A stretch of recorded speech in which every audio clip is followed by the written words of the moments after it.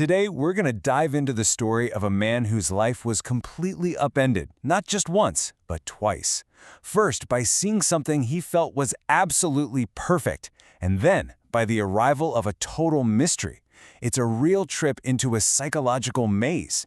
So let's start with the question that really gets to the heart of this. What if you saw something so good, so flawless, that it just killed your own ambition? Made you want to give up completely? Well, that's exactly where our narrator's story begins. All right, so our story kicks off with a single moment. A moment that would go on to define and pretty much almost destroy the life of a really promising young artist. Picture this. Our narrator is 17 years old. He's a painter, and he's got that kind of confidence that only a teenager can have, you know? He walks into a Pai Mondrian exhibition, totally ready to be unimpressed. He figures, I'm a painter too, I get it. He has absolutely no idea what's about to hit him. And then, bam, he sees it, the Red Mill. And for him, it's not just a painting anymore. It's like having a run-in with something massive, powerful, and frankly, terrifying. He says it was like facing a god, and not a kind, gentle one, but a terrible, awesome power.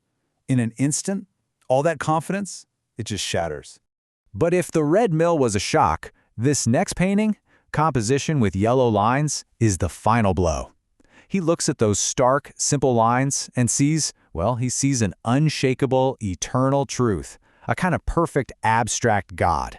It's perfection made real, and for him, it's the end of the line. And this, right here, is the heart of it. It's not that he just admires the painting. He has this terrifying realization that the entire art form of painting is done. Finished. Mondrian took it to its absolute conclusion, and there's nowhere else to go. So in that moment, his dream of being a painter doesn't just die. He feels like it's been stolen from him. So, what do you do when your life's greatest passion just gets obliterated when you're 17? Well, our narrator makes a pretty chilling and deliberate choice. He decides to live a life with no passion at all. He just systematically takes his old self apart. Art gone forever. He starts chasing these predictable, kind of hollow achievements. He does great at university, becomes a lawyer just like his dad, but a soulless one, in his own words. And he's so careful to avoid any deep friendships, surrounding himself with people he considers inadequate, just to make sure he's never really challenged or inspired again. And for decades, this empty life is enough.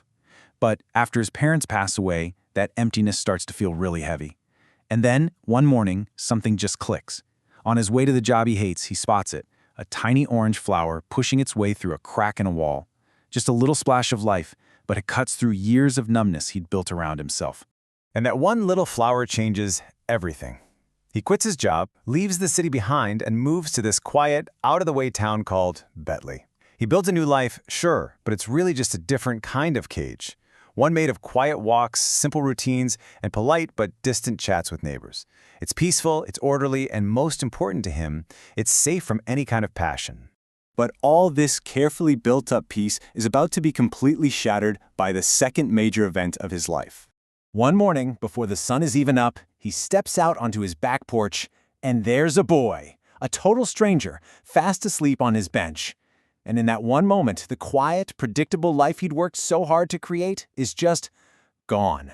And this is where things get really weird. You'd think his first reaction would be fear, right? A stranger on your porch. But no. Instead, he's hit with this powerful, immediate feeling that it's right, that this boy is supposed to be there. The way he describes the boy tells you everything. Even though he's asleep, bruised up, and wearing ragged clothes, the boy has this strange, regal quality. He's not just some runaway. He has this immense presence, like a sleeping king.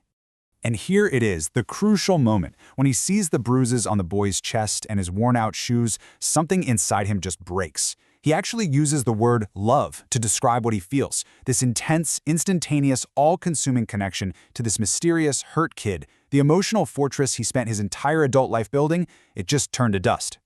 The boy says his name is Abel, and as he starts living with the narrator, it becomes clear that he is a complete and total puzzle. Abel is just a walking contradiction. He has the body of a boy but the face of an old man. He's beaten up, but he carries himself with this weird kind of power. He can be incredibly rude and confrontational, but then he can also be unbelievably smart and charming. He's a total enigma. And you really see this charm in action at a dinner party. The narrator has a friend over, a woman named Diana, and Abel just effortlessly wins her over. When she asks how he knew she was coming, he just says, "He said you were beautiful." I mean, the kid is witty, bold, and just brilliant with people. But there's a dark side to that charm, and other people can see it crystal clear. After the dinner, Diana's opinion is quick and harsh. What a disgusting child. She sees something unsettling that our narrator, in his obsession, is completely blind to. And this blindness, it leads to a complete and total teardown of the narrator's world. Abel isn't just a guest anymore. He has become the new center of his entire universe. See, Abel fills a hole in the narrator's life that he didn't even know he had. He actually makes up a word for this new feeling, tribeliness. It's the opposite of loneliness. For the first time, he feels like he belongs to something. He's no longer alone, he's in a tribe of two. And this just shows you how total the takeover is. Abel becomes everything to him. A son, a brother, a friend, an advisor. This one mysterious kid has completely replaced his entire social world. He's a whole family rolled into one person. And just like that, the quiet, empty man who ran away from perfection is gone. In his place is someone whose life is now vibrant, chaotic, and driven by this one all-consuming obsession with the strange boy who showed up on his porch. The very passion he spent a lifetime running from has come roaring back, and maybe in its most dangerous form. Which leaves us with the story's big, chilling question.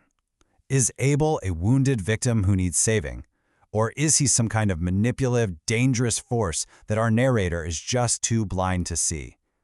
The story doesn't give us any easy answers, leaving us to wonder about the true nature of this strange encounter.